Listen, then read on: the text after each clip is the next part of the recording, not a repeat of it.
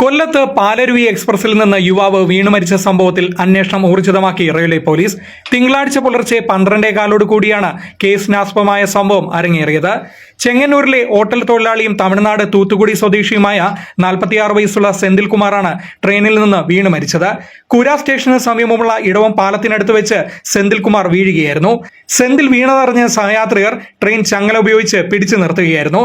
തുടർന്ന് RPF ഉദ്യോഗസ്ഥരുടെ നേതൃത്വത്തിൽ നടത്തിയ പരിശോധനയിലാണ് സെന്തിൽകുമാറിനെ പാളത്തിൽ വീണു മരിച്ച നിലയിൽ കണ്ടെത്തിയത്.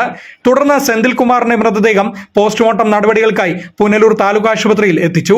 സയന്റിഫിക് വിദഗ്ധർ ഉൾപ്പെടെയുള്ളവർ സ്ഥലത്തെത്തി പരിശോധനയും നടത്തി. തുടർന്ന് പോസ്റ്റ്മോർട്ടം നടപടികൾക്കായി സെന്തിലിന്റെ മൃതദേഹം ഭാര്യയുടെയും മകളുടെയും മറ്റു ബന്ധുക്കളുടെയും സാന്നിധ്യത്തിൽ കൊല്ലം പാരിപ്പള്ളി മെഡിക്കൽ കോളേജിലേക്ക് മാറ്റി.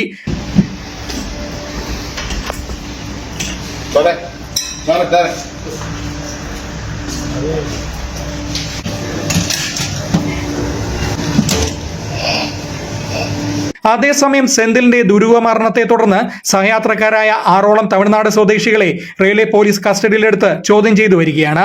Punalur railway police SI G ശ്രീകുമാറിന്റെ നേതൃത്വത്തിലാണ് അന്വേഷണം പുരോഗമിക്കുന്നത്. Fox TV news, Punalur.